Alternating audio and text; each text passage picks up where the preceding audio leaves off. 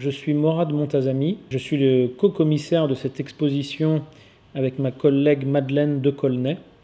Et nous avons eu donc le plaisir et l'honneur d'être invités par le NMNM à travers nos affinités communes et nos préoccupations pour une histoire de l'art méditerranéenne, qui est une histoire de l'art peu documentée, peu exposée, et donc avec la volonté de réinscrire le nouveau musée national de Monaco dans cette histoire connectée entre différentes capitales méditerranéennes, zones portuaires et refuges d'artistes divers et variés.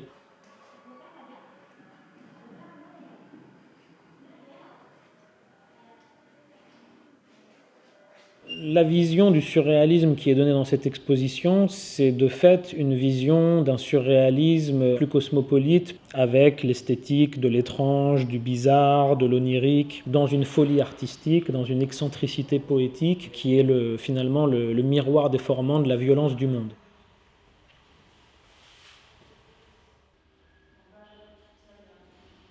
L'opportunité nous a été présentée par le nouveau musée national de Monaco d'explorer ses collections, mais aussi dans les archives de la principauté de Monaco, qui a une longue histoire diplomatique et culturelle avec l'Égypte, et tout simplement dans la volonté aussi de révéler donc les villes-mondes méditerranéennes qui participe d'une histoire de l'art élargie. C'est aussi une ville qui apprend à rêver, qui apprend à danser. Ce sont aussi des villes qui arrivent à recréer le monde à leur propre échelle, de par les circulations d'artistes issus de tous horizons qui se retrouvent dans cet écosystème très local de Monaco ou d'Alexandrie.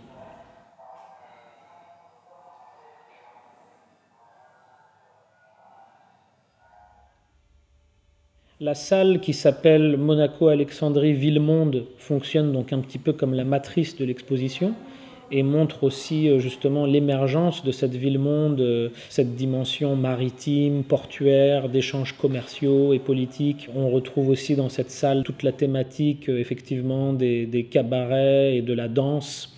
Et puis une figure de pionnier de l'art moderne égyptien et alexandrin qui est Mahmoud Saïd, qui est considéré en Égypte quasiment comme le père fondateur de l'art moderne, en lien direct avec le post-impressionnisme français.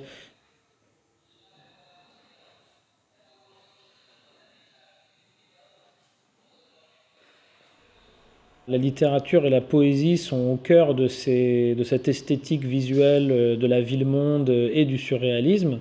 Et ce rôle de la littérature, il va se préciser dans une salle de l'exposition qui s'appelle Caravane des Chimères, où on a justement un fragment de poésie de Valentine de Saint-Point, qui est une poétesse et militante de la cause des femmes, mais qui va quitter la France en 1924 pour s'installer en Égypte et continuer ses combats féministes et intellectuels depuis l'Égypte. Et donc là, c'est vraiment un exemple de dialogue entre des poètes engagés et les artistes visuels qui sont mis à l'honneur dans l'exposition.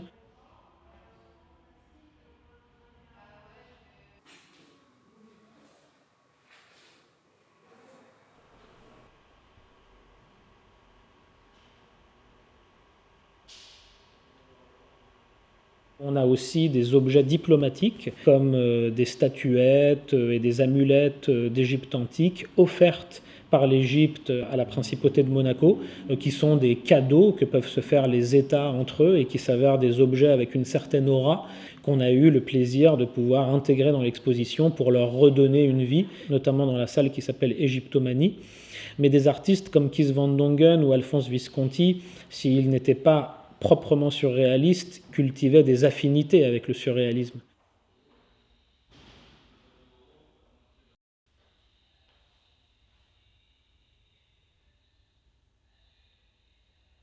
Insulomania qui est le pendant de l'égyptomania, mais qui cette fois-ci concerne le désir d'insularité, une forme d'exil permanent à travers l'obsession de ces artistes et de ces intellectuels pour la mer, et notamment pour la faune et la flore marine qui se retrouvent d'Alexandrie à Monaco, une faune et une flore à la fois source d'attraction et de répulsion.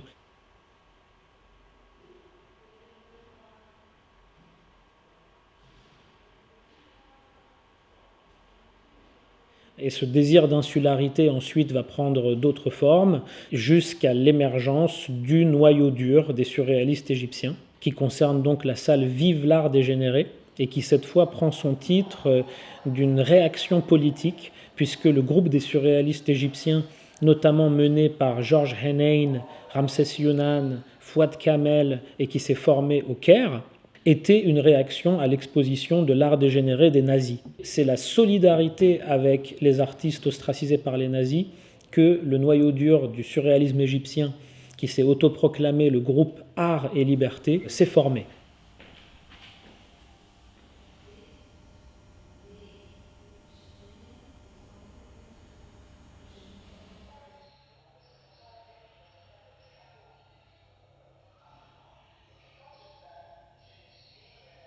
Une salle également qui s'appelle Déchirure et plaisir, où justement dans ces liens et généalogies méditerranéennes inattendues, on met à l'honneur 4 femmes puissantes dans leurs poèmes, dans leurs dessins, dans leurs sculptures, dominatrices, des femmes qui reprennent le pouvoir sur une histoire de l'art principalement écrite par des hommes. Ce féminisme provocateur et ce surréalisme féministe, on pourrait dire, et des penchants égyptophiles dans certaines sculptures ou certaines représentations de sphinges et donc de sphinx au féminin. Un univers fantasmagorique, imprégné d'érotisme.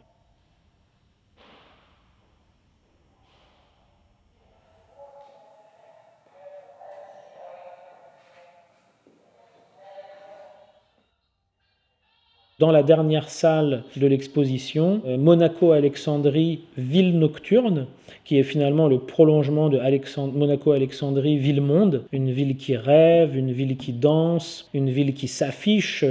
On va être plongé au cœur des relations scéniques, théâtrales, les opéras et les ballets pour lesquels beaucoup de ces artistes, que ce soit Giorgio De Chirico, mais aussi Léonore Fini, et Maillot, vont tous interagir avec ces arts de la scène, avec les arts de la performance, notamment en dessinant les costumes, en participant à la création des décors, également avec des références au cinéma, avec le grand cinéaste Youssef Chahine, dont on montre un extrait du premier long métrage Papa Amin, où finalement la frontière entre les arts élitistes et aristocratiques du ballet, du théâtre, vont aussi se mêler et se décloisonner au contact de danse et de spectacles plus populaires et traditionnels.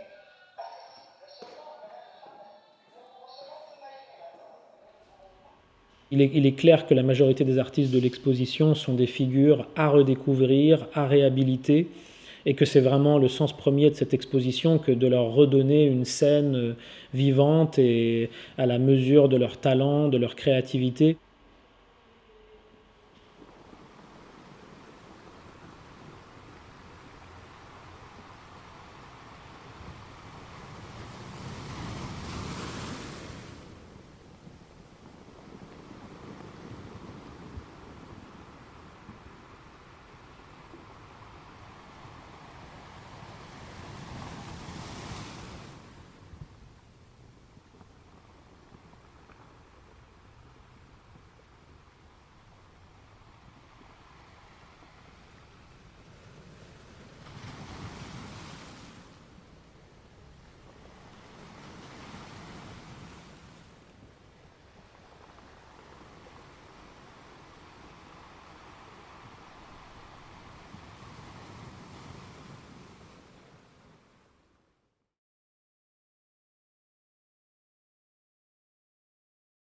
Bonsoir à tous, très heureux de vous retrouver dans ce cadre nocturne d'une des salles de l'exposition Monaco-Alexandrie, le grand détour ville, monde et surréalisme cosmopolite, puisque Benjamin nous a présenté, on ne va pas se représenter, mais je me dois quand même de remercier le nouveau musée national de Monaco, son directeur Björn Delstrom et toutes ses équipes qui ont rendu possible cette exposition, et aussi toute l'équipe des rencontres philosophiques de Monaco qui nous aide à mettre en perspective philosophique et à penser aussi les enjeux de cette exposition au-delà d'objets accrochés sur des murs, disons.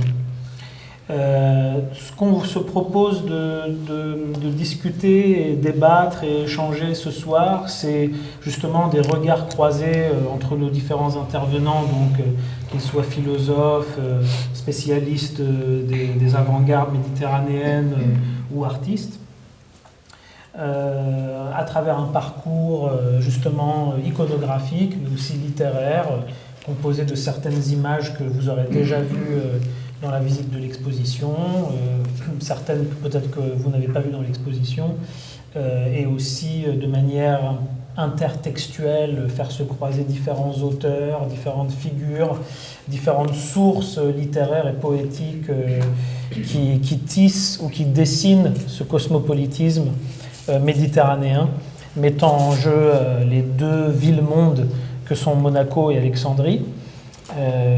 Et donc on va voir aussi, grâce notamment à la contribution de Raphaël, que les termes de cosmopolitisme, d'appartenance, d'origine ne sont pas univoques et ne sont pas les mêmes selon les traditions philosophiques et les concepts qu'on peut s'approprier pour discuter de ces enjeux. Je dirais peut-être, avant de rentrer dans le vif du sujet, que, comme vous le savez, on vit une époque faite aussi de guerres et de conflits, comme la guerre actuelle entre la Russie et l'Ukraine, en tout cas, quelle que soit la manière dont on la dénomme, soit plutôt comme une invasion, bien sûr, d'un État souverain ou comme un conflit qui traîne depuis plusieurs années. En tous les cas, on voit bien sûr que ce n'est pas notre condition d'hommes et de femmes du XXIe siècle qui nous mettrait à l'abri des logiques néocoloniales ou des logiques impérialistes contre lesquelles se sont forgées les notions de cosmopolitisme ou d'interculturalisme déjà dès le début du XXe siècle. Voilà, donc vous avez les images dont on va discuter ou qui vont nous servir parfois de simple support à la discussion qui apparaissent sur l'écran sur le côté ici. Je voulais commencer peut-être de manière presque anecdotique en montrant le salon égyptien qui est donc en fait une espèce de décor égyptophile ou égyptomaniaque du grand hôtel de Monte-Carlo. Donc là on voit l'intérieur de ce Egyptian Lounge. Et là, on voit l'extérieur du grand hôtel de Monte-Carlo dans les années 30, donc qui se tapissait aussi, ou qui s'étoffait justement de ce tropisme égyptien, qui est le fil qu'on a essayé de tirer dans toute l'exposition, mais qui fait bien partie, même à l'échelle décorative et à l'échelle, si on veut, anecdotique, du patrimoine et des infrastructures monégasques et égyptiennes. Et d'ailleurs, on pourrait continuer en montrant le casino, non pas de Monaco, mais le casino de San Stefano d'Alexandrie. Vous voyez que si on enlevait la légende de l'image qui dit qu'on est à Alexandrie, on pourrait en fait se croire à Monaco, justement de par la gémellité des infrastructures et des architectures monégasques et égyptiennes dans ce miroir de deux villes-mondes qui se sont forgées quasiment en même temps, de manière simultanée, entre la fin du 19e et le milieu du 20e siècle. Et donc ça me permet aussi donc, de faire rebondir Raphaël, justement, puisque à travers notre rencontre et le dialogue philosophique que tu peux nous permettre d'ouvrir ou de penser, j'ai pris en illustration cette fresque qui n'est pas dans l'exposition, et pour cause, puisque c'est une fresque intitulée « L'école d'Alexandrie » de Mohamed Naghi, qui a par ailleurs une œuvre dans l'exposition, mais qui était une fresque qui avait été installée au Parlement égyptien, et dans laquelle Mohamed Naghi s'était tout simplement inspiré de l'école d'Athènes, de Raphaël, et cette espèce de réinterprétation de l'école d'Athènes, monument picturo-philosophique occidental s'il en est, par un artiste alexandrin qui convoque cette question des origines, à la fois de la pensée, des origines des arts, mais qui la déplace justement de l'école d'Athènes à l'école d'Alexandrie, pouvait donner justement le premier prétexte à pourquoi pas te faire rebondir sur cette notion d'appartenance, de cosmopolitisme, et peut-être situer cette notion de cosmopolitisme dans l'histoire de la philosophie, avant peut-être de la tordre un petit peu tous ensemble. Très bien, très bien. Donc d'abord, très rapidement, je voudrais quand même vous remercier à tous les deux, à toi, Morad, et à Francesca, pour cette magnifique exposition qui m'a beaucoup appris. Et aussi les amis de l'équipe ici du musée, Björn, Dahlström et Benjamin et toute l'équipe.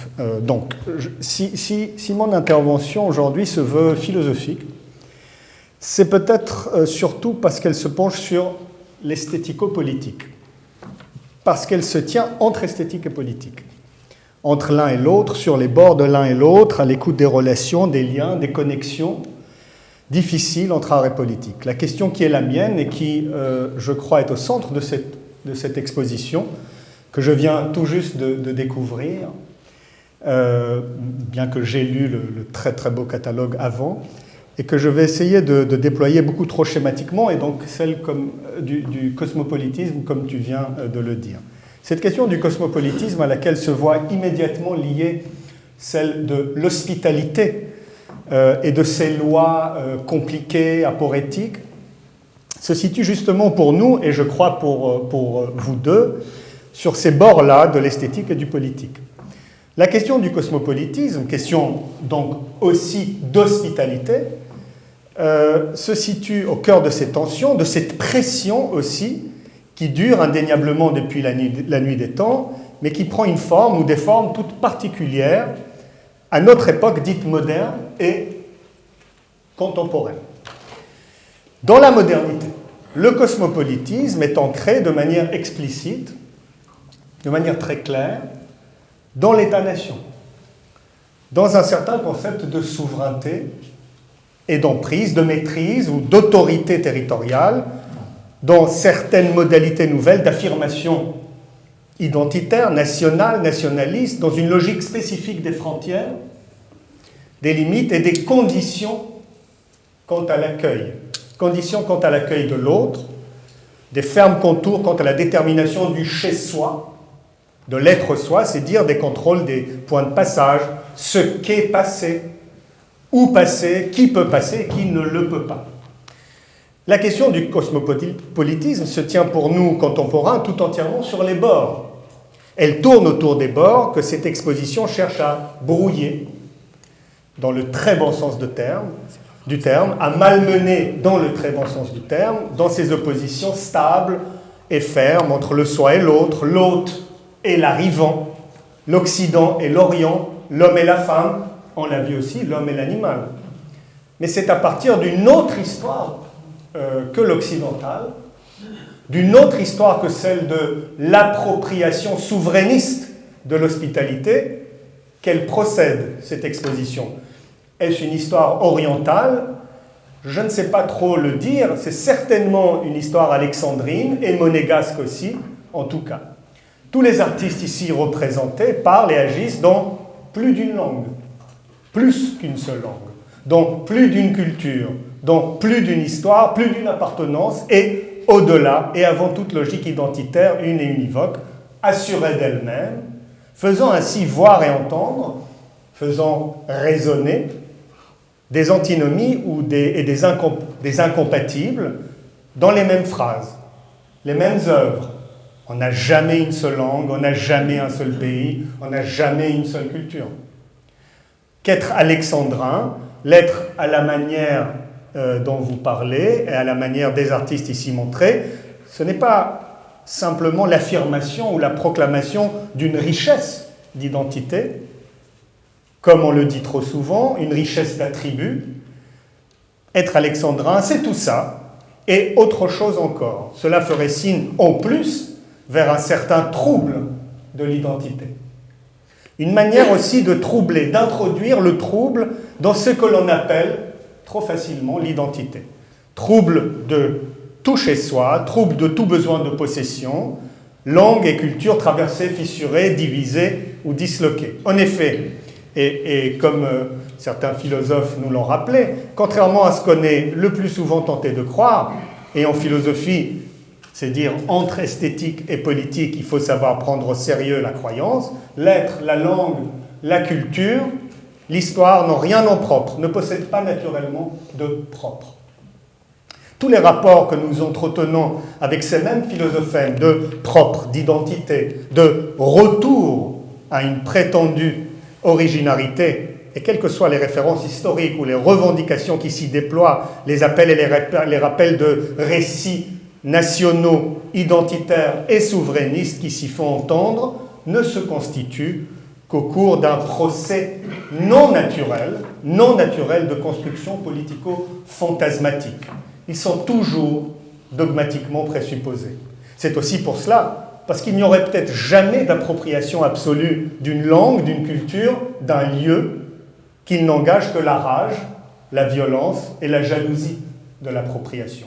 La question du cosmopolitisme se tient donc sur les bords de l'esthético-politique, et entre toutes les questions de l'histoire de la pensée occidentale, et par voie de conséquence non occidentale, entre des questions sans âge et les questions les plus urgentes, les plus pressantes, les plus impératives, nos questions historiques, juridiques, éthiques, économiques. La figure du cosmopolitisme ne nous arrive pas de nulle part. Elle nous vient ou provient d'un espace culturel discursif particulier. Elle a une histoire déterminée, disons-le d'abord occidentale, certains diraient occidentalo-centrée. En effet, ce que l'on appelle cosmopolitisme dans notre tradition philosophique moderne est réglé, au moins depuis Kant et son projet de paix perpétuelle, et malgré l'ouverture humaniste et malgré l'ouverture universaliste qui le caractérise, sur la souveraineté étatique. La question donc qui se pose à nous est partout posée dans le grand détour justement est la suivante. Est-ce qu'une pensée qui se veut cosmopolitique aujourd'hui doit encore s'inscrire dans cette interprétation moderne du cosmopolitisme? Que reste-t-il de cette référence philosophique, politique et esthétique? C'est dire fondamentalement de son tracé des frontières pour nous aujourd'hui. Y a-t-il des choses à prendre et à laisser? Faut-il lâcher le terme cosmopolitisme ou tenter de le plier, de le déplier tout autrement? Il est bon que le grand détour ait choisi de réactiver ce vieux mot, le sens même du mot, au-delà de sa réduction étatiste, au-delà de sa réappropriation souverainiste moderne, en réveillant, et le mot est important, vous allez voir pourquoi, à sa dignité, un héritage mémorable et un autre immémorial, plus ancien que tout héritage déterminé, en proposant, exposant pour ainsi dire simultanément sous ce mot, trop ancré dans l'héritage d'idées-lumières, une idée de cosmopolitisme un peu, voire très oubliée ces jours-ci, un sens un peu, voire très oublié du rapport à l'autre, de l'hospitalité et l'accueil de l'autre, et un concept inédit, inattendu d'hospitalité. Cette expo tourne autour, pivote aux alentours d'un tel concept de cosmopolitisme à la fois oublié et peut-être surtout inédit. Que serait donc un tel concept? Comment comprendre son émergence en Alexandrie ou à Monaco? Pourquoi en ces lieux plus qu'ailleurs? Peut-on, question qui s'impose, j'ai envie de dire s'inflige à nous aujourd'hui, le plier aux effroyables urgences de notre temps, aux urgences qui assaillent notre espace public et aux impératifs qui nous appellent ici ou ailleurs? Cette exposition ne nous fait ni simplement rêver à un autre cosmopolitisme, le rêve, c'est l'empire du rêve, c'est le surréalisme, ni ne cherche pas simplement à éveiller un autre cosmopolitisme, comme la tradition politique marxiste, faire la révolution. Elle ne cherche ni simplement l'un, les profondeurs du rêve, ni simplement l'autre, la claire connaissance de ce qu'est l'agir, de comment il faut agir, la dénonciation des rêveurs, ceux qui ne sauraient agir, on n'est jamais très loin du programme politique, mais fait travailler l'un et l'autre, l'un dans l'autre, réveil, et rêve et éveil, ce que Benjamin considérait être véritablement le moment fécond pour quiconque veut penser l'intrication de l'esthétique et du politique, la grande affaire du cosmopolitisme. Dans le réveil, on n'est pas totalement sorti du rêve, mais on voit comment le réveil nous soulève, nous arrache, nous fait nous lever, nous soulever. Cette exposition, c'est aussi l'agencement d'une série d'images de réveil cosmopolitique. Je pose toutes ces questions parce qu'elles sont subtilement posées par cette exposition, dont la force est de ne pas répondre unilatéralement. soit par le rêve, soit par l'éveil, soit par l'appartenance, soit par la désappartenance, soit par l'exil, soit par l'attachement au lieu, soit par l'Occident, soit par l'Orient, mais justement, elle tente de se tenir au cœur de ces difficultés, sur les bords de ces questions et de ces tensions. Tout l'exercice et toute la patience du travail de Morad et des artistes convoqués dans cette exposition se situe très précisément dans l'équivoque indécidable et aporétique entre les langues, les histoires, les appartenances et les désappartenances, l'appropriation et l'expropriation, l'exil et le lieu du chez-soi, là où peut s'ouvrir une politique et une esthétique, un autre droit et qui sait, peut-être une autre éthique, tout entièrement délié du ressentiment et de la rage de l'appropriation identitaire qui s'ensuivrait et qui est de la bonne conscience que pourraient se donner certains discours lyriques de l'exil. On maintient le terme cosmopolitisme, mais on le fait parler autrement. On fait résonner d'autres sens, imprévus, inédits. Un autre cosmopolitisme a été possible ailleurs, en Alexandrie, a été perçu, entrevu, pratiqué ailleurs. Un ailleurs tout près de nous, c'est dire qu'il ne serait pas impossible aujourd'hui, ici et ailleurs, et là-bas. Nous qui ne nous faisons pas, ou qui ne devrions en théorie pas faire d'illusions sur l'histoire de ce concept, ne se faire aucune illusion sur son histoire souverainiste et de son devenir étatiste moderne, aucune illusion sur ce qui le guette en termes de logique du même, et de pensée du retour à soi, à l'entre-soi, et qui adhérent sans réserve à ce concept. C'est évidemment un paradoxe. Nous ne faisons aucune illusion sur ce concept, c'est dire nous maintenons la plus grande méfiance pour ce qu'il porte de la logique du propre, de la propriété, de l'appartenance, de la possessivité, de la propreté, du chez-soi, du retour. Dans le même mouvement, nous adhérons sans réserve à ce concept, à cette idée, ce qui signifie une adhésion sans relâche, complète, entière à ce concept lui-même, et donc, vous l'aurez compris, à ce qu'il porte d'ouverture à l'autre, de déplacement et d'ébranlement des lignes oppositionnelles entre l'être soi chez soi et entre soi, entre comme soi et l'accueil de l'autre. Le détour, le grand et infini détour. Vous le voyez donc, il y va d'un paradoxe, certes, mais d'un paradoxe qui ouvre à une toute autre idée de cosmopolitisme et à une vigilance hyper critique au regard de son histoire moderne, humaniste, de son histoire humaniste, occidentale aussi. Et donc, si, pour dire un mot peut-être, je ne sais pas si j'ai le temps, mais pour dire un mot sur ce que nous voyons, c'est au cœur d'une référence à une histoire plus occidentale que toute histoire, le commencement grec, ce qu'on appelle l'envoi grec. Au cœur, on dessine une autre possibilité qui n'engage plus la quête des origines, qui n'est plus non seulement dans la quête de l'origine, parce que la Grèce, c'est beaucoup de choses, mais la Grèce, c'est peut-être surtout l'idée d'une seule origine et du retour à l'origine. Et là, ce qui se dessine, c'est une autre possibilité que celle du retour à l'origine, de la quête des origines, de l'être soi se perdant pour mieux revenir à soi. C'est le grand détour. Le grand détour par plus d'une langue, par plus d'une culture, par plus d'une histoire. Voilà. Merci Raphaël pour cette mise en perspective de la notion de cosmopolitisme. Je réagirai très brièvement avant de donner la parole à nos autres intervenants, peut-être juste pour dire que donc je saisis aussi l'opportunité, pourquoi pas, de parler de cosmopolitique, pourquoi pas, c'est aussi, on peut reformuler le concept de cette manière, et aussi dire que quand tu as parlé de l'esthétique et de la politique, là où ça résonne en moi, c'est que beaucoup d'artistes de l'exposition étaient des dandys, en quelque sorte, si on veut les résumer à ça, mais dandys parce que citoyens du monde et aussi parce que c'était des gens qui se vivaient à travers leur manière de se présenter, leur habillement, leur déguisement, leur divertissement, finalement qui sont loin d'être des frivolités, dans le cas de ces artistes qui étaient en plus des intellectuels, des poètes, multicasquettes, etc., mais tout simplement une esthétisation de la politique ou une politisation de l'esthétique, je ne sais pas comment dire, mais qui étaient quasiment tous, Léonore Fini, Maillot, Giorgio De Chirico, Stanislao Lepri, des artistes qui étaient aussi artistes dans leur manière d'être. Donc il y avait une forme d'esthétisation de la vie chez ces personnalités qui allait bien au-delà de leurs poèmes, leurs peintures, etc. Mais merci beaucoup, et je pense qu'on va aussi revenir sur ces choses que tu as évoquées, notamment pour approfondir la question des philosophes du retour et des philosophes du détour. Donc je vais me tourner vers Nabil Boutros, notre collègue et ami qui fait partie des artistes contemporains de l'exposition, qui donne justement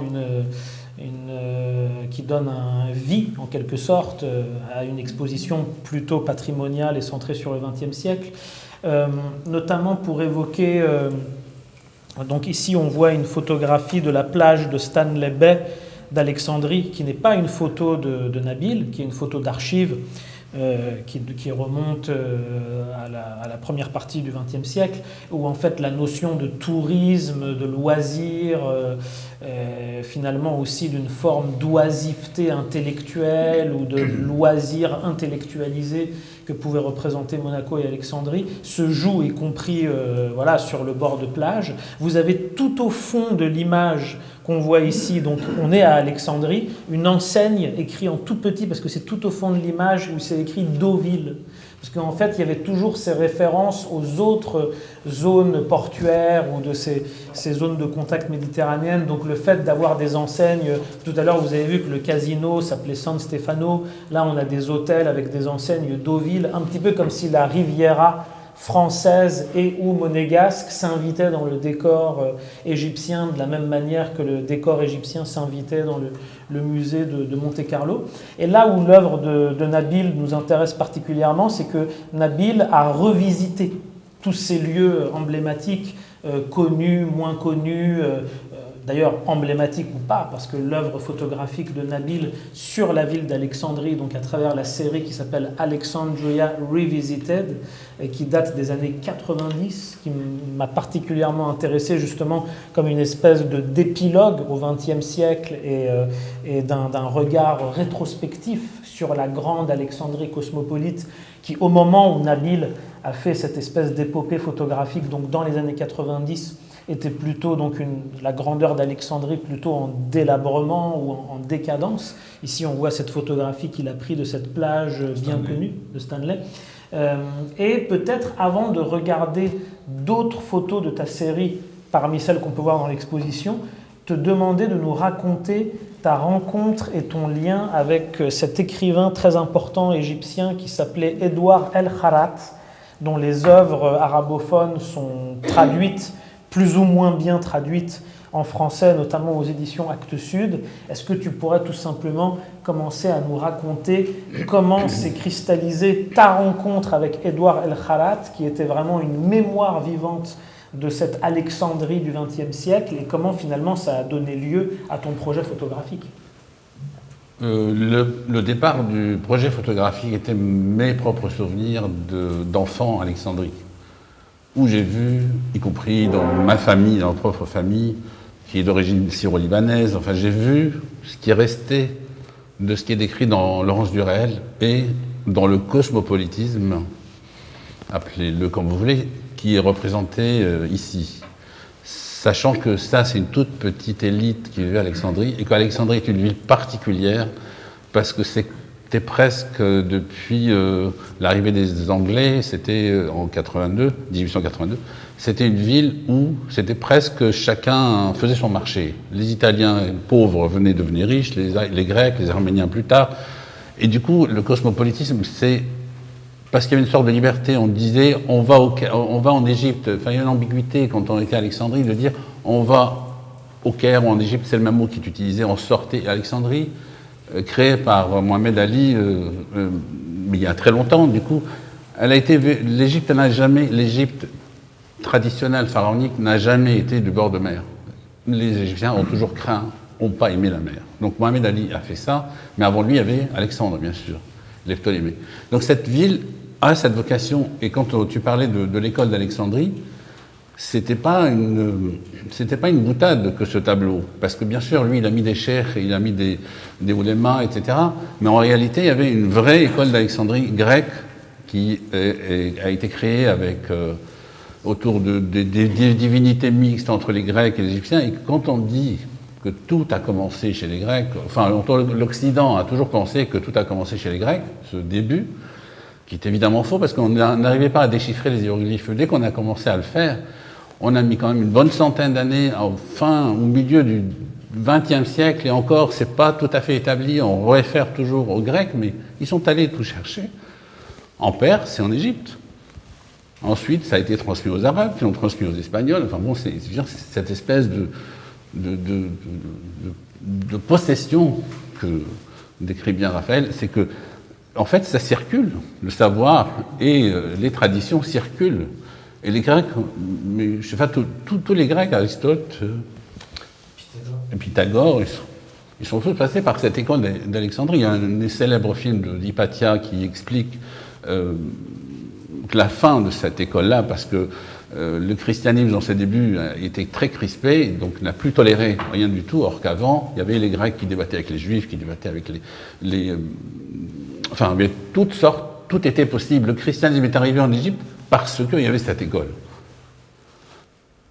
Parce que c'était une pensée nouvelle qui arrivait. Pourquoi pas? Parlons-en. C'est comme ça que le christianisme est arrivé en Égypte, par Alexandrie. Donc cette tradition de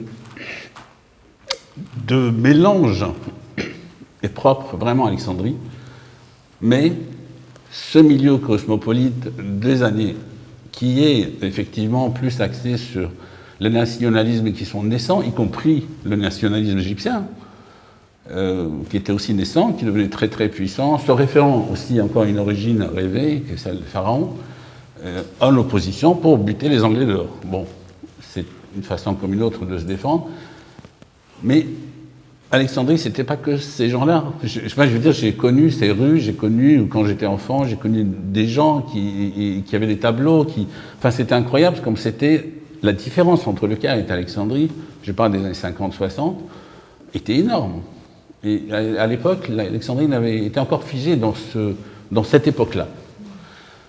Donc moi, c'était ma curiosité d'aller voir. Et puis quand j'ai lu les livres d'Edouard El-Khalat, en arabe et en français... Là, ce sont des photos que tu as prises de Edouard El-Khalat dans son bureau. Voilà, dans son bureau. Il est aussi critique, il a traduit le livre de Hazard sur l'art contemporain en Égypte. Il était connaisseur, il était un écrivain très érudit, mais je dirais qu'il n'était pas du tout mêlé à ce milieu cosmopolite. Mais pas du tout. Il était même en opposition. Il ne ratait pas une occasion pour descendre d'Urel, dire que c'est un espion, que c'est un bourgeois qui fréquentait les bourgeois, qui n'a jamais rien connu de l'Égypte, que les personnages coptes ou les artistes qu'il dépeignait, c'est tout à fait surfait, en surface. C'est très séduisant de faire un quatuor, mais que lui, dans son écriture en arabe, utilise 2, 3, 4 niveaux de langue arabe, déjà. Quand bien même qu'il parlait aussi bien le français que l'anglais, mais c'est pas par héritage ni par milieu culturel, tout son savoir, toute son érudition, il s'est fait à bout de bras. Il vient d'un milieu très modeste, qu'il décrit dans tous ses livres, mais c'est une sorte de, je dirais pas de Proust, non, c'est trop exagéré, il a quand même il parle aussi bien du vécu, de la description, avec un langage simple, il parle de ses rêves fantasmagoriques, en sans Freud derrière. Enfin, c'est malheureusement en français, tout est mis à plat dans un bon français. Ce qui est les traductions de ces la traduction. La traduction française est mise dans un français assez plat, malheureusement. Mais ceux qui ont l'occasion, l'opportunité de le lire en arabe, c'est vraiment une très grande richesse. Donc moi j'étais attiré par lui parce que je voulais fouiller dans ce passé-là. Je voulais savoir pourquoi cette Égypte est si nostalgique, pourquoi cette Alexandrie-là était nostalgique. Et du coup, j'ai découvert chez lui ces cahiers où il avait fait sa thèse en stencil, je ne sais pas pour ceux qui se rappellent de ce que c'est, sa thèse sur la campagne de Napoléon. Donc il y a des cartes de Napoléon, d'Aboukir, qui sont à Alexandrie, et puis il s'est amusé plus tard à coller, une fois qu'il a fini son machin, en bon écolier, il a collé toutes les photos de vedettes occidentales, orientales, qu'il aimait, et il les collait sur ce cahier-là, qui est celui de la campagne de Napoléon. Donc on a sympathisé. Moi, je voulais, dans mon projet au départ, essayer de mettre des textes d'Édouard en contrepartie ou en contrepoint des photos que je ferais.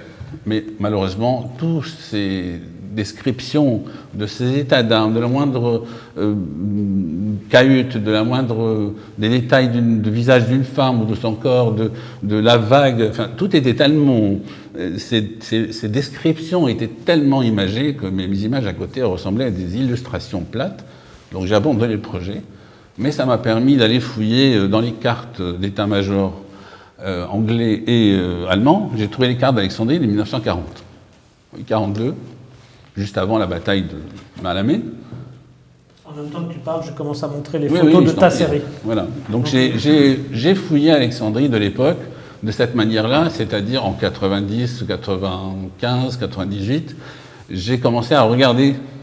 Et c'était un regard à la fois nostalgique, et je ne sais pour quelle raison, quand j'ai montré ces photos à des jeunes qui avaient 20 ans en 2000, ils m'ont dit, mais quelle nostalgie. Je me dis, quelle nostalgie vous avez? Vous avez 20 ans? De quoi vous parlez? Et je ne sais pas, ça c'est une question. La nostalgie, pour moi, c'est aussi mystérieux que le mot cosmopolite. Et il se trouve que un des commentateurs de l'exposition qui a été faite à Alexandrie à l'Institut du monde arabe, c'était Jacques Hassoun. Bon, je ne sais pas ceux qui le connaissent, enfin bref, c'est un psychanalyste juif qui est parti d'Alexandrie en 1957, viré comme pas mal de juifs en Égypte, et qui a longtemps sévi sur les ondes de France Culture aussi. Mais c'est quel personnage typique. Et il a écrit un texte sur les photos où il projetait ses propres souvenirs sur mes photos. Donc je ne savais plus trop comment passer le fil de ce Jacques Hassoun qui a vécu dans les années 30-40, justement à cette époque, et ces jeunes dans les années 2000-2010 qui me parlent de nostalgie. Et je ne sais pas par où ça passe, c'est un mystère pour moi. Donc c'est une série qui est assez grande, qui fait 200 photos de ces lieux-là que j'ai redécouverts parce que les gens ne le savent plus. Je donne à titre d'exemple un nom. Il y a un quartier à côté de l'école de médecine qui s'appelle Azarita. Bon, ça vous dit rien. En fouillant, en regardant les cartes, j'ai trouvé que c'était Lazaretto. Enfin, je pourrais multiplier les exemples, il y en a plein. La route du tramway, par où il passe, etc. Tout ça a été viré dans les années 2000. Ils ont rasé toutes les cabanes qui étaient sur la corniche. Ils ont élargi la corniche en prenant sur la mer. Du coup, il y a 2 fois 5 voies avec tout ce qu'on peut imaginer, couper la ville de la mer. Et cette transformation-là, c'était un vrai bouleversement. Toutes les stations de métro qui ont été construites à la même époque de tramway, pardon, qui ont été construites à la même époque que le San Stefano, pas celui que vous avez vu, il y en a eu un autre dans les années 30, complètement Bauhaus, et tout le mobilier du tramway était parfaitement du Bauhaus. Et les stations de tram, elles étaient faites en fonction des villas, des pachas. Donc il y a la station de métro Mustafa Kemal, la station de métro Bulkley, et la station de Stanley, etc. Donc les stations on pouvait trouver paradoxalement 2 stations de tram très proches. Pourquoi? Parce qu'il y a un bey qui n'a pas eu sa station, donc il voulait une station. Donc il y avait 2 stations très proches. Voilà, Alexandrie s'est étalée le long, parce que c'est une côte très fragile. À l'intérieur, il y a la mer de Mayotis. C'est un énorme lac salé et qui est en train de se reboucher, on va dire, ou de s'empoisonner de produits pétroliers.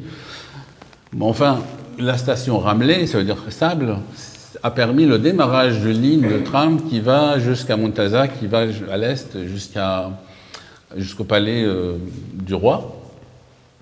Et ces tramways-là, au milieu, il y avait le collège victorien dans lequel toutes les élites anglaises, le sporting club où il fallait être anglais pour entrer dedans. Donc, je veux dire, il y a une espèce de chose très particulière à Alexandrie qui a produit cette chose extraordinaire. Je ne pense pas que ça existe ailleurs. Je ne sais pas où est-ce qu'on peut trouver, même à l'époque surréaliste, même Alexandrie, c'est un moment, c'est un groupe d'hommes et de femmes très particulier. Je crois que c'est un moment historique, voilà. Donc je suis parti de ça, puis je suis parti dans des photos noir et blanc qui n'en finissent pas, quoi. Oui, c'est une très large série que tu as réalisée dans la deuxième moitié des années 90. Oui. Où, pour faire écho aussi aux propos de Raphaël sur la question du rêve et de l'éveil, on voit souvent des alexandrins de la fin des années 90, donc de la fin du XXe siècle, assis en train de rêver ou dans des positions méditatives ou fugitives ou passantes. Il y a toute une notion presque de digression urbaine, tu reconstitues des promenades réelles ou imaginaires. Santa Lucia, que vous voyez là, est pris d'un autre café mythique qui s'appelait Élite, dans lequel tous les artistes, y compris le poète Cavafis, pardon, excusez-moi. Le poète Cavafis venait, et puis la patronne qui était toute jeune à l'époque, je l'ai encore vue en 90, elle avait 75 ans, elle tenait toujours avec son vieux téléphone. Ce bar Élite est mythique. Et en face Santa Lucia, c'est aussi un bar mythique, mais tous les noms sont italiens, français. Là, dans tes photographies, on voit aussi cette notion presque d'anachronisme entre l'Alexandrie d'antan et l'Alexandrie telle qu'elle survit, en quelque sorte, une espèce de ville résiliente de son propre passé majestueux, mais à l'état nostalgique, comme tu disais, y compris pour des gens qui n'ont pas vécu en réalité cette époque. Donc dans tes photos, ça peut prendre la forme aussi, tout à l'heure tu parlais du métro, des reflets de ces nouvelles infrastructures, dans l'esprit des gens, même des passagers du métro, où on se met un petit peu à rêver avec eux, ou alors une échelle comme ça qui émerge du bord de plage, presque de manière abstraite, comme dans un tableau de Ramsès Yunan ou de Giorgio de Chirico. Alors pour illustrer encore un peu plus ton propos, Nabil, on avait prévu de lire un passage de Édouard El-Khalat. Donc je vais lire ce passage qui est tiré des Belles d'Alexandrie, qui est une des œuvres emblématiques de Édouard El-Khalat, même si les traductions françaises, comme tu l'as dit, aplatissent un peu. Voilà, donc chez Actes Sud, et qui reste assez fascinant, je dois dire, en tout cas, même si la traduction laisse à désirer. Et je vais lire cet extrait qui, pour Nabil, cristallise la question du désir, qui fait que si Édouard El-Khalat n'était pas forcément un cosmopolite revendiqué, ni un surréaliste en propre, malgré tout, la question du désir et peut-être un rapport assez freudien avec le paysage d'Alexandrie tel qu'il se trouve érotisé dans sa prose, peut quand même le relier à nos préoccupations. Donc je vais lire ce passage et je te laisserai réagir brièvement. Donc je lis ce passage de Édouard El-Khalat, Les Belles d'Alexandrie, histoire d'un fantasme amoureux suite à une déception amoureuse. Tout autour, l'onde était limpide, irradiante. Son corps se mouvait dans l'eau avec une souplesse animale, dans un ondoiement paisible qui se prolongeait à l'infini. Une nacre adhérait à sa peau, étincelante. Ses cuisses brunes luisaient dans les flots. Des conques aux écailles brillantes étaient posées contre ses seins, comme une ligne de défense. Nous nagions ensemble dans l'obscurité scintillante de la mer, sans contrainte, sans fièvre ni tension. Nous sombrions ensemble, sans jamais atteindre le fond. La pénombre marine excitait mon désir. Je sentais son corps tout proche, chaud, secret. Sa peau brune et fraîche miroitait sous les larges mailles du vêtement en filet d'un vert chatoyant qui descendait jusqu'aux genoux. Le tissu, doux et soyeux, épousait ses formes. Son visage était enfoui dans mon cou. Je ne la voyais pas, mais je sentais la pression de ses lèvres charnues. Je l'égratignais avec mes ongles et un peu de sang coula goutte à goutte du pur nectar d'amour. Fin de citation. Comme la question du désir va revenir par la suite chez d'autres artistes. Oui, mais même donc je te parlais aussi de ce texte de Ramsès Yunan, je ne sais pas si on parle maintenant ou pas, mais... On va l'évoquer après. Oui, bon, donc ça c'est en fait, dans Les Belles d'Alexandrie, il raconte plus ou moins son propre passé des années 40, il est en plein dedans. Il a travaillé dans les silos pour payer ses études, dans les silos de coton qui étaient au bord du canal. Il faut savoir qu'Alexandrie, à part cette élite, tous ceux qui voulaient à l'époque des années 30 gagner leur vie venaient à Alexandrie. Il a toutes sortes de Nubiens, des gens du sud, et lui, il vient d'origine du sud de l'Égypte. où il a écrit un autre livre qui s'appelle Les pierres de Bobello. C'est un temple d'Apollon qui a été déformé en Bobello. Et c'est un autre livre aussi qui a des strates et des strates. Et là, il raconte toutes ces rencontres un peu dans son vécu de ce qu'il fait avec son quotidien, mais à la fois ses rencontres, ses rêves, ses fantasmes d'amour ou de désir, et à la fois impossible parce qu'il était petit, pas beau, et qu'il fantasmait, il écrivait ses fantasmes comme il les voyait. Il avait une mémoire phénoménale des détails de ce qu'il... Et ça, c'est à la suite d'une très longue tirade de sa rencontre avec une vendeuse de poissons qu'il suivait. Elle savait très bien qu'il la regardait, dont il était amoureux. Elle le savait, mais elle faisait tout pour le narguer en même temps. Du coup, suite, cut. Ensuite, il y a ce rêve-là qui est plein de désirs, plein de fantasmes, et qui montre bien qu'il avait... C'était pas un surréaliste dans le sens où il revendiquait une posture. Il la revendiquait pas, il la faisait. Et où donc le corps amoureux se mélange quasiment avec l'idée du paysage marin ou même des profondeurs marines. On ne sait plus si c'est le corps de la femme aimée, le corps de la ville aimée ou le corps fluide tout simplement effectivement de la mer à Alexandrie. Alors on va faire un premier grand détour entre l'Égypte et Monaco, grâce à toi Francesca, et toujours sur des histoires d'amour, voire même, comme on dit aujourd'hui, des histoires polyamoureuses. C'est un mot que j'entends récemment maintenant. Ah oui, c'est très bon. Et on a peut-être là un exemple assez fondateur de polyamour, ouais, notamment de ce petit trio, ce petit phalanstère à la fois littéraire, artistique, amoureux et poétique que constituaient André-Pierre de Mandiargue et Léonore Fini, mais aussi Stanislao Lepri et notamment en villégiature monégasque ou en refuge monégasque pendant les années de la Seconde Guerre mondiale. Si tu peux nous présenter un petit peu ces tourbillons polyamoureux. Tout à fait, ces tourbillons qu'on a déjà vus liés au corps de la femme et au liquide marin, et ce sont des images qu'on retrouve souvent dans les récits et de André-Pierre de Mandiargue, de Joyce Mansour, dont je vais vous parler brièvement et qu'on a vu tout à l'heure pendant la visite. Du coup, j'ai fait un pas en arrière, je reviens un peu au noyau, au fondateur pour nous de l'exposition, qui a été les séjours monégasques de ces figures emblématiques d'un surréalisme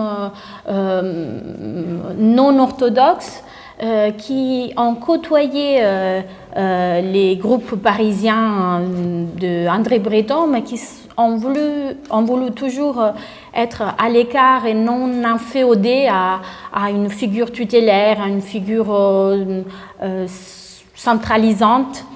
Et on a trouvé en plus ces moments de refuge monégasque comme fondateur pour l'art des trois finalement, parce que André-Pierre de Mandiargue n'avait pas encore publié, il avait une trentaine d'années, il fréquentait les milieux artistiques parisiens, bien sûr Breton, Éluard, Tanguy, mais il n'avait pas encore osé publier, et c'est justement à Monaco qu'il publie son premier recueil de textes en prose, ou des récits, comme on veut les appeler, qui est dans les titres révélateurs, dans les années sordides, paru en 1943 pour l'éclaireur de Nice, réédité en 1945. Il réside donc pour l'ancrage géographique à la Villa Gloriette, boulevard Princesse Charlotte pour Mandiargue, et Léonore Fini et Stanislao Lepri plus tard vont résider au Saint Palace, rue des Orchidées.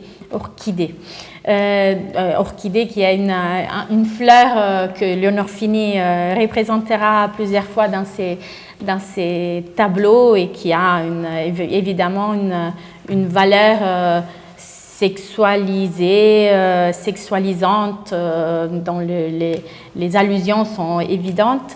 Et du coup, cet ancrage géographique leur permet du coup de se réfugier dans un monde qui est complètement éloigné de la réalité qui est celle de la guerre. On est en juin 40. Ils sont passés par Arcachon où pour fuir Paris. Ils ont d'abord séjourné à Saint-Martin d'Ardèche où Max Ernst et Leonora Carrington étaient en train de restaurer, décorer, faire leur œuvre d'art à eux dans une ancienne bâtisse.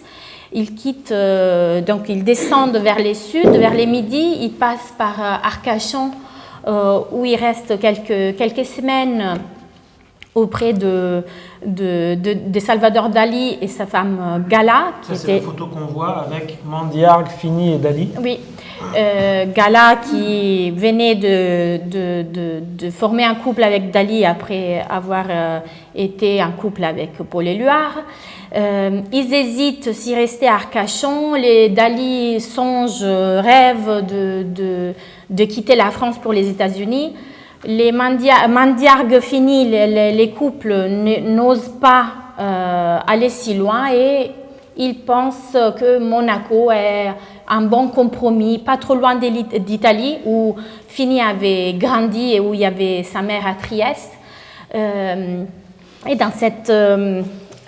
je vais peut-être vous faire passer la correspondance entre Mandiargue et Fini, qui pour nous a été un peu notre Bible et où on peut retrouver plein des sensations, d'images, des rêves dont ils se sont nourris pendant cette période. Et, un livre magnifique, vraiment. Un ouvrage oui. Et en plus, c'est un choix de lettres. Hein. Je ne sais pas si 30 ans de lettres qui se sont écrites. C'était un rapport, une amitié amoureuse. Ils ont été ensemble, ils ont formé un couple pendant une période. Après, c'était un lien fondateur pour l'art et pour la personnalité de deux. Et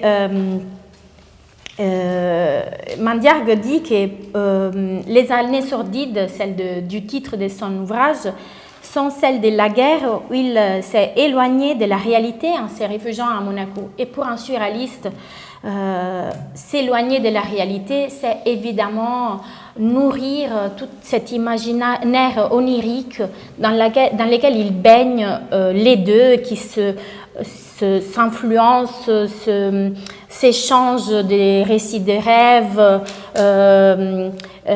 fécondent l'imaginaire l'un de l'autre, jusqu'à la rencontre avec Stanislao Lepri, qui donc est consul italien d'Italie à Monaco et qui fait de la peinture par passion. Fini, qui a toujours porté a toujours eu ces rôles de fécondatrice, je dirais, elle qui n'a jamais eu d'enfant, des hommes qu'elle a eu autour. Elle a toujours fécondé, permettez-moi cette expression, les travails des hommes avec qui elle composait ses phalanstres amoureux. Et du coup, elle a poussé, inspiré Lepri jusqu'à qu'il quitte sa carrière diplomatique pour faire de l'art le but de sa vie. Et nous avons vu quelques œuvres emblématiques de son œuvre dans la salle à côté.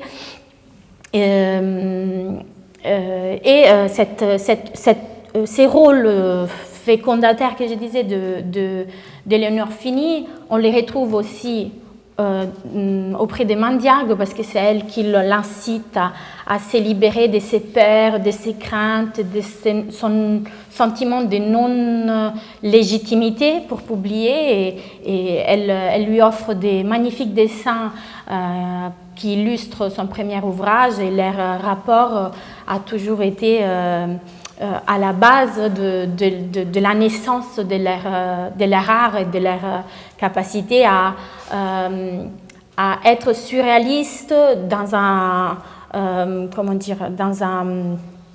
un contexte décentralisé par la guerre, mais aussi décentralisé par certaines prises de position. Par exemple, fini la revendication de la légitimité d'une femme artiste, alors que on sait, surtout les premières années, les années 20 et 30, pour les surréalistes, les femmes étaient seulement des muses et on ne leur donnait ni la parole ni les pinceaux, disons. Et oui. Autre exemple de femmes qui osent. Bona de Mandiargue, on la voit ici avec son oncle Filippo de Pisis, proche de Giorgio de Chirico, dont nous avons un magnifique tableau ici venant du musée de Grenoble, qui, plus jeune que lui, n'ose pas encore peindre ou s'affirmer en tant que peintre. Là, on voit Bona à un moment où elle n'est pas encore la compagne de André-Pierre de Mandiargue, c'est ça. avec son oncle au Café de Flore à Saint-Germain-des-Prés. Oui, tout à fait. Et du coup, ces rôles inspirateurs, accompagnateurs, comment je dirais presque facilitateurs de l'art de l'autre, est celui aussi de Mandiargue qu'il a eu et pour Léonore Fini pendant aussi la période monégasque, qui faisait des continuels, des fréquents allers-retours avec Paris, où il continuait à montrer, à exposer, à parler à ses amis des lèvres de son ami, de sa compagne. Et après les Ferrat pour Bona, il a écrit des livres sur elle, il accompagne ses expositions. C'est vraiment un échange continuel et riche. Et sa volonté est, celle de Mandiargue, celle de décloisonner ce surréalisme, ce monde de l'art qui, encore dans les années 50 à Paris, se veut masculin, surtout, et encore avec... donc, il s'est marié avec Bona Tibertelli de Pisis, c'était son nom complet. Donc, marié, c'était Tibertelli de Pisis Mandiargue. Elle a coupé court. Bona, c'était plus simple. Voilà.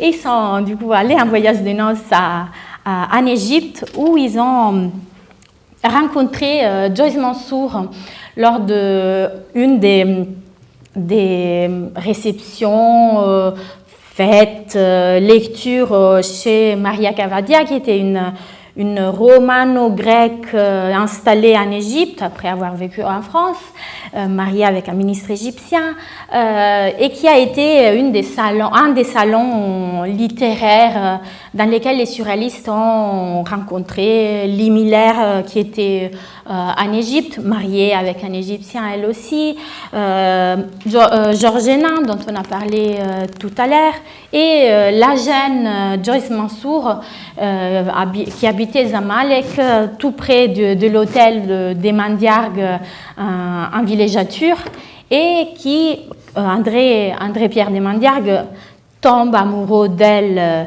Il tombe beaucoup amoureux, lui. Oui, il tombe beaucoup. Mais il vit dans cet érotisme permanent dans son art et dans sa vie, en fait. Et pour Joyce Mansour, elle l'aide à publier. Elle publie chez Séguer en 1954 son premier recueil qui s'appelle Cris. Nous l'avons vu dans une des vitrines. Et c'était vraiment des cris. Elle raconte, elle avait vécu plusieurs deuils dans sa vie. D'abord, c'est la mort de sa mère alors qu'elle avait 13 ans. Puis celle de son mari après juste 6 mois de mariage. Et elle essaye de sortir la rage et le désespoir qu'elle avait en elle par des cris, justement, écrits. D'abord en anglais, parce qu'elle faisait partie de la colonie britannique, puis en français, lors de la rencontre avec son mari Samir Mansour, qui faisait partie de la colonie française et qui s'est toujours refusé de parler anglais. Du coup, elle a adopté les français comme langue d'écriture également, et a publié chez Séguer en 1954 les premiers recueils Cris. Après, on aura Déchirure en 1955, Rapace.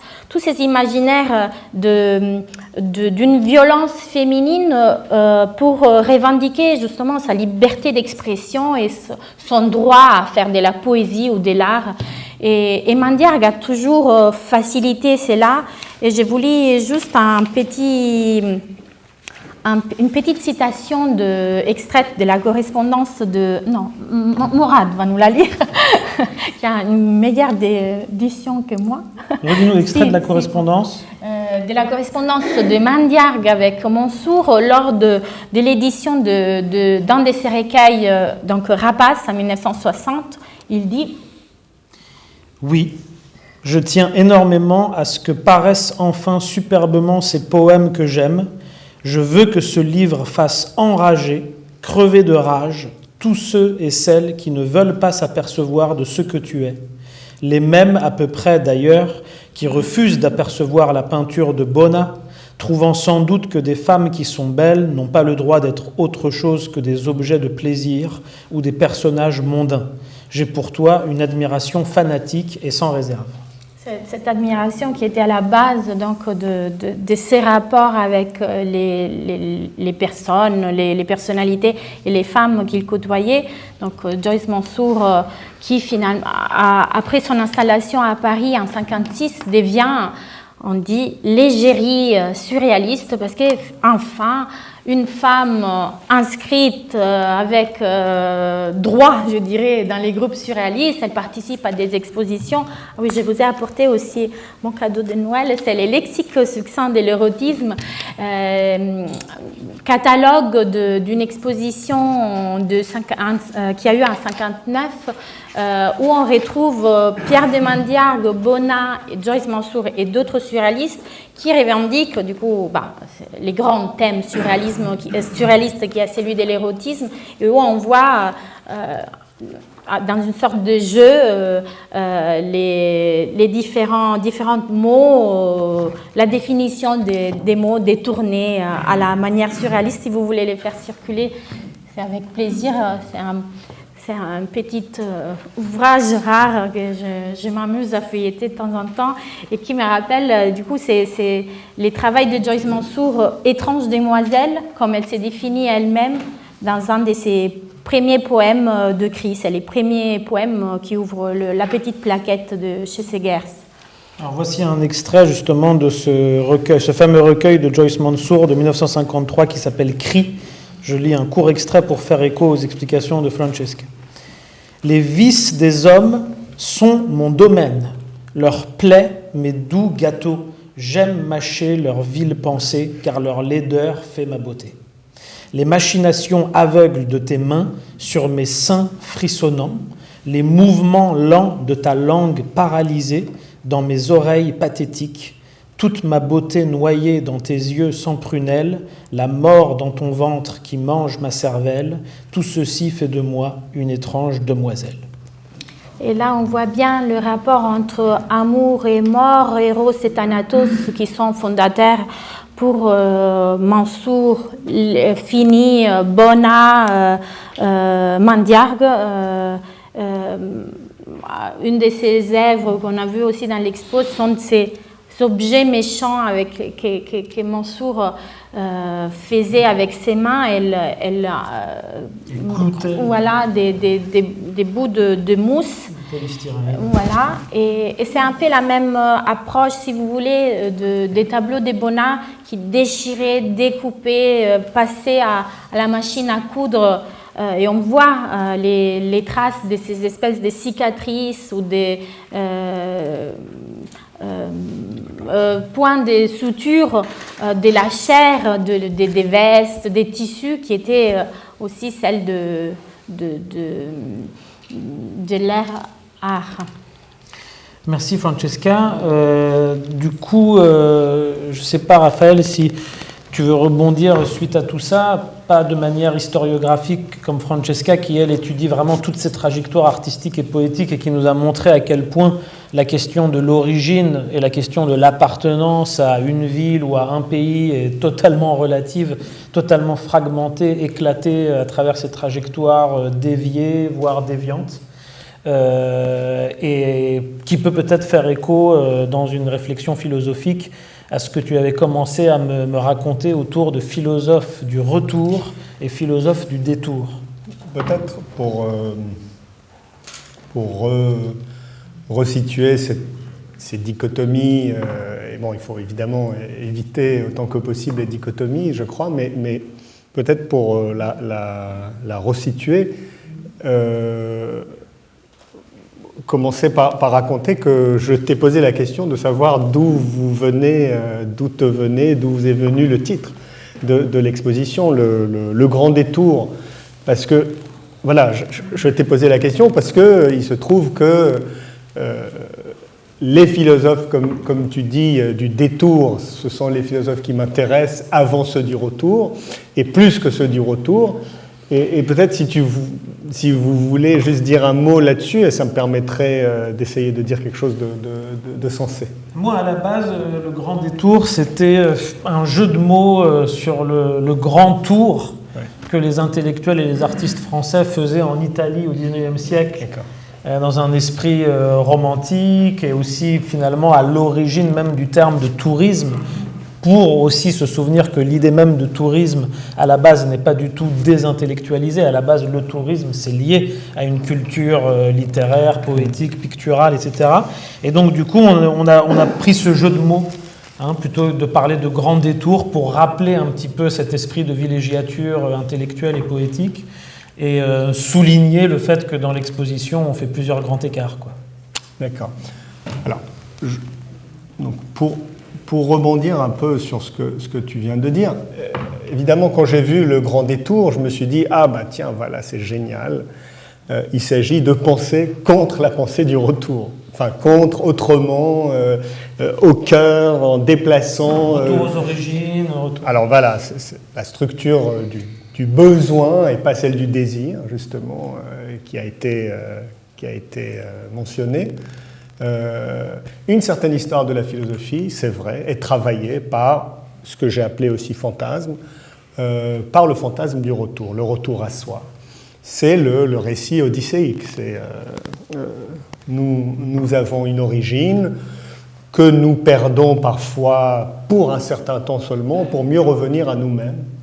Le parcours de la raison, le parcours de l'esprit, le parcours du concept, celui d'un certain retour à soi, à la constitution du soi. Et si le détour arrive, c'est pour un temps limité. Je me suis dit, ben voilà, là, il s'agit d'un grand détour, c'est-à-dire un détour infini, un détour qui ne revient jamais à lui-même, et qui n'est certainement pas installé dans la nostalgie.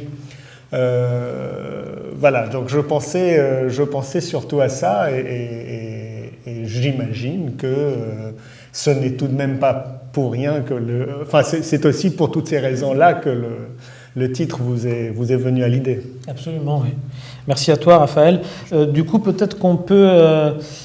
donc ici, on a une photo de Georges Heyne et Angelo Deris, sur lesquels on va peut-être passer justement pour avoir le temps d'arriver au bout de notre détour, mais qui à eux deux déjà condensent aussi un autre vis-à-vis de cette histoire cosmopolite entre Georges Heyne, qui était un des chefs de file, poète, pamphlétaire du groupe des surréalistes égyptiens. Là, on les voit à la fin des années 30, quasiment au moment de la fondation du groupe surréaliste. L'idée du détour, de toute façon, elle se voulait aussi incarner par ces personnages. Georges Heyne, il a vécu à Paris, à Rome, en Suisse, à Madrid. Il était bien sûr francophone, il a appris même l'arabe de manière tardive. Oui. Voilà. Angelo Deris, lui qui se cache derrière l'espèce de cylindre ou de baril là qu'on voit d'ailleurs dans ce paysage d'Alexandrie avec la mer derrière, qui lui était un Italien d'Égypte. Oui, un anarchiste italien. Un anarchiste italien installé d'abord à Alexandrie puis au Caire, qui a été celui qui a fondateur, on va dire l'étincelle qui en Égypte a fait naître les mouvements. C'est en allant à Alexandrie, Georges Hénin Queiroz, voir l'exposition d'Angelo Deris à l'atelier d'Alexandrie, fondé par Nagui et Sébastien, que Georges Hénin avait une vingtaine d'années, 21 ans je crois, se sent légitime, se sent fort pour pouvoir non seulement lancer ces pamphlets violents, injurieux contre les mondanités bourgeoises du Caire, et en réponse, comme je disais tout à l'heure, à Marinetti, fonde ces groupes qui a d'une violence, si on pense à la période, frappante. Et les détours, après, on a essayé de les suivre et on menait à savoir, après Nasser, on perd la trace de la majorité de ces artistes. On sait qu'ils ont dû quitter l'Égypte en 24 heures avec tous leurs biens confisqués ou dans des situations... Oui, qu'est-ce que je dis? Oui, pardon. Ah oui, j'ai pas dit la date, ok, pardon.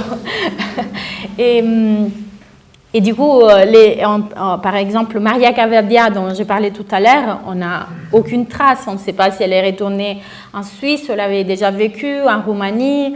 Angelo Deris, par un hasard, on sait qu'après Nasser, est retourné dans son village natal au Frioul, dans les montagnes, continuer à importer quelques petites œuvres, petits bijoux dont on a vu quelques exemples dans les photos que nous avons exposées, mais qui restent un exemple d'une quête en fait infinie de cette constellation.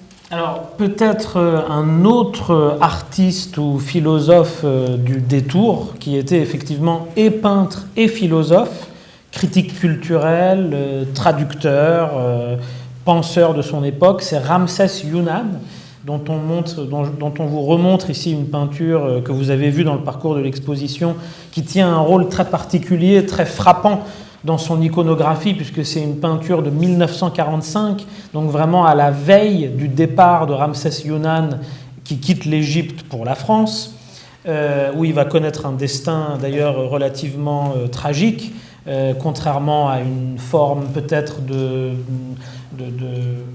d'émergence artistique attendue d'une grande capitale comme Paris. Alors ce tableau, il se trouve qu'il a été redécouvert par la collection Zeid Khedr de manière récente. Vous voyez le dialogue avec le surréalisme français et continental à plein régime, justement parce que Ramsès Younan, dans cette peinture de 1945, introduit comme une mise en abîme des peintures de Picasso, de Dali et de Chirico, soit sous la forme de peinture sur toile encadrée comme vous voyez au centre, soit sous forme de paysages fantasmatiques sur le côté droit de la peinture, où on a quasiment l'impression que Giorgio de Chirico s'invite dans une peinture de Ramsès Younan, sans être d'ailleurs bien sûr si cette scène désertique qu'on voit sur la droite du tableau est une vraie fenêtre sur l'extérieur, ou alors un trompe-l'œil qui pourrait d'ailleurs être un grand tableau posé dans le même espèce d'atelier un peu sombre, où sont jetées un petit peu comme au cachot ces peintures de Picasso et de Dali, et qui font peut-être référence justement à l'exposition de l'art dégénéré des nazis, dans lequel Picasso et d'autres étaient justement ostracisés ou vilipendés. Donc une peinture d'ailleurs qui est intertextuelle à beaucoup de niveaux, puisque son titre, Tropique du cancer, reprend en fait le titre d'un roman de Henry Miller, qui est un des écrivains américains exilés à Paris et qui va décrire un Paris très sombre, le Paris des artistes maudits, et pas du tout le Paris des artistes célèbres, plutôt le Paris des égouts et des coins malfamés, et encore une fois des artistes maudits ou qui n'atteignent pas la reconnaissance.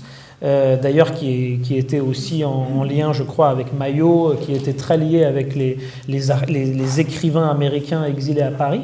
Donc il se trouve que la traduction française de Tropique du Cancer date quasiment de la même année où Ramsès Younan a peint ce tableau, donc qu'il a peint en Égypte, qui est une peinture qui est restée en Égypte, qui n'a jamais été montrée en dehors d'Égypte avant notre exposition ici, mais qui emblématise le fait que Ramsès Younan s'est ensuite retrouvé être un des seuls artistes égyptiens avec Fouad Kamel à intégrer l'exposition internationale du surréalisme qui a eu lieu en 1947 avec la galerie Mag. Et ça me permet de me retourner vers Nabil, parce qu'il se trouve que Nabil est aussi traducteur, comme Ramsès Younan était traducteur, et que Nabil a aussi traduit des textes de Ramsès Younan. Notamment dans le cadre d'une monographie qu'on a publiée avec notre maison d'édition Zaman Books, qui est la première monographie de Ramsès Younan, qui s'intitule La part du sable. Et je me demandais, Nabil, si tu voulais partager avec nous peut-être ton expérience de traducteur de Younan sur un texte en particulier, oui, qui peut nous ramener à cette question du désir qu'on a déjà évoquée. En fait, dans les flots des traductions, il a fait des critiques, des pensées surréalistes, la guerre qui était présente, etc. Plein de textes très intéressants, mais guidés toujours par quelque chose qui est assez innovant. C'était un vrai penseur. Ce qui m'a frappé, c'est ce texte qu'il a écrit, un pamphlétaire incendiaire contre un ministre de la Culture, mais c'est Taha Hussein. Taha Hussein, je vais vous le situer assez vite, c'est un homme de la campagne qui a été aveugle très tôt. C'était un érudit et un génie, parce qu'il a appris, il a écrit, il a parlé, il a écrit, il est devenu ministre de la Culture. Une Française est tombée amoureuse de lui, du coup il est venu en France, il a vécu en France, il a appris le français, il a écrit en français. Et ce monsieur, en étant ministre de la Culture, il a écrit un texte, L'avenir de la culture en Égypte. On est en 1940. Le titre, pardon, du texte ? Le texte, c'est L'avenir de la culture en Égypte. Et Ramsès Younan était très jeune quand il a écrit ce texte. Alors, Ramsès Younan, j'ai fait le calcul, il avait 27 ans. Oui. Ce pamphlet qui fait 3-4 pages en arabe, incendiaire, il a attaqué sur des points fondamentaux. Parce que l'autre, c'est un pavé, c'est un truc où il décrit. Il commence par dire, mais c'est quoi la culture ? Vous ne définissez même pas la culture. Est-ce que c'est un amusement bourgeois ou est-ce que c'est juste une somme de savoir ? Bon. Après, il relie ça à l'éducation. Quelle éducation ? Qui ? Alors, il commence à faire les pourcentages des gens qui vont à l'école, qui n'arrivent même pas au bac, parce que c'était inaccessible. Et est-ce que les enfants de bourgeois ont plus le droit d'avoir le savoir inné ou pour en faire salon, ou bien est-ce qu'on prive l'Égypte de tous les savoirs possibles si on ne revendique pas l'apprentissage pour tout le monde ? Et par-dessus le marché, il dit, vous êtes en train de parler d'éducation, mais l'éducation, c'est pas seulement le savoir, l'éducation, c'est former des gens. Pas avec la morale qui est écrite sur les 10 tablettes de la loi, qui n'en valent pas la peine, c'est carrément comme ça, mais une morale qui revendique que chaque être humain doit être en possession de ses moyens et doit avoir une conscience de sa personne et de sa présence dans la société. Voilà, sa vision. Et, dans la foulée, il parle de qu'en est-il de l'éducation sexuelle ? Comment voulez-vous que les citoyens prennent le savoir et s'en servent, envie de s'en servir, au lieu évidemment, d'apprendre par cœur comme on fait dans les madrasses, d'ailleurs on apprend le Coran par cœur. Mais ce même Taha Hussein, qui est vilipendé par Ramsès Younan, quelques années plus tard, dans les années 60, il a exhumé des textes pré-islamiques, anti-islamiques, qui s'appellent les Mu'allaqat, parce que les poèmes en Arabie saoudite, en Arabie qui n'était pas saoudite, heureusement, étaient écrits, la tradition orale était très forte, donc les gens récitaient des poèmes comme ils parlaient, quoi. Et ça, je l'ai vu encore récemment chez les Bédouins en Jordanie, ça m'a bluffé complètement.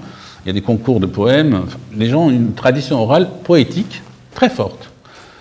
Et lui, il a découvert ces manuscrits, des traces de certains poèmes que les gens, pour qu'en profitent de la chose, ils étaient accrochés, ça veut dire les sauges accrochés, voilà ce que ça voulait dire, mu'allaqat, ce sont les suspendus. Et ces poèmes-là étaient d'une beauté sans nom. Maintenant, on commence à les connaître. C'est Le Fou de Layla, Anta ibn Shaddad, etc. C'est des épopées amoureuses, militaires, enfin, des flatteries pour les grands, enfin, il y avait de tout. Et lui, il a sorti ces textes magnifiques. Alors, il faut savoir que les textes anté-islamiques s'appellent Jahiliya, c'est-à-dire l'ignorance. L'ignorance de quoi? L'ignorance du Coran. Et le Coran, au Xe siècle, dans la cour abbasside, a été figé, une fois pour toutes, en disant la langue a été donnée au prophète par l'ange Gabriel, donc c'est la plus belle langue, l'arabe, le plus parfait, qui sert de référence. Évidemment, malheureusement, comme toutes les langues, ça vit, ça change, ça bouge. La preuve, c'est qu'il y a aujourd'hui 15-20 dialectes d'arabe. Mais les sunnites, durs comme fer, maintiennent que la langue est immuable et que c'est la plus parfaite. Tariq Hussein, dans les années 60, a sorti, exhumé ces textes-là. Il a failli presque se faire assassiner comme Naguib Mahfouz. Comment il a osé dire qu'il y a une langue plus belle que celle du Coran, ou qu'elle était belle simplement parce qu'elle était avant le Coran? Donc ça, bon, c'est pour vous situer encore Tariq Hussein et la langue de pendu de Ramsès Yonan qui n'a peur de rien, qui a 27 ans. Et qui parle de désir, et qui parle de la place du désir, comment on peut faire la société si on accumule du savoir. Et c'est pas tout d'accumuler du savoir. Comment on peut arranger nos rapports entre humains, entre hommes et femmes? Comment est-ce qu'on peut avoir une société saine si on considère que les femmes n'existent pas? Enfin, tout ça, on est en 1940. D'ailleurs, dès cette époque, Ramsès Yonan écrit aussi des essais sur la condition des femmes prostituées. Oui, bien sûr. Et qui sont des textes complètement avant-gardistes d'une critique sociale et de la condition des femmes ou de la marchandisation du corps en Égypte, effectivement, dès les années 30. Mais tout part de cette notion du désir qui a été insufflée par le surréalisme, et non pas de façon formelle. C'est comme Édouard, lui, il le vit complètement. Et c'est pas juste un tableau formel, il le vit dans son désir de société. Voilà. Il y a d'ailleurs des corps de femmes décharnées, des corps de femmes mutilées, comme on voit là sur le côté gauche de la peinture Tropique du Cancer. C'est une thématique qu'on retrouve dans d'autres peintres du groupe Art et Liberté avec Kamel El Telmisani, Fouad Kamel, ces corps des femmes martyrisées par un pouvoir politique masculin qu'ils incarnent, ils revendiquent, sur lesquels ils écrivent des pamphlets. Absolument.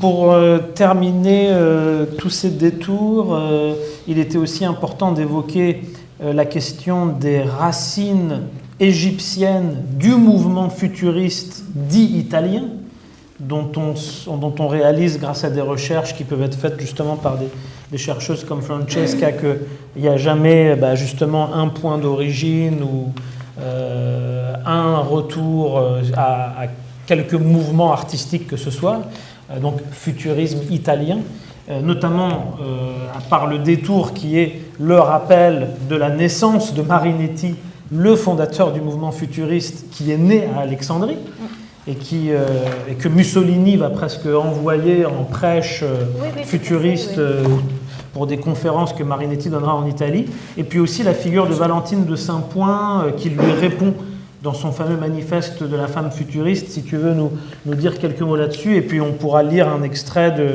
du manifeste de la femme futuriste. Du coup, je vous resitue brièvement les futurismes, qui a ces mouvements d'avant-garde qui est un peu le côté italien du dadaïsme et qui, né juste après la Première Guerre mondiale, revendique ces besoins de la nouvelle civilisation à une guerre hygiène du monde. Une des citations les plus célèbres de Marinetti dans son manifeste du futurisme, non, je dis après, c'est avant, en 1908, qu'il publie les manifestes du futurisme, et la virilité, la force des armes. Et Valentine de Saint-Point, qui, comme je disais tout à l'heure, est née en France et connaît à Paris, Marinetti, elle est fascinée par ces personnages charismatiques.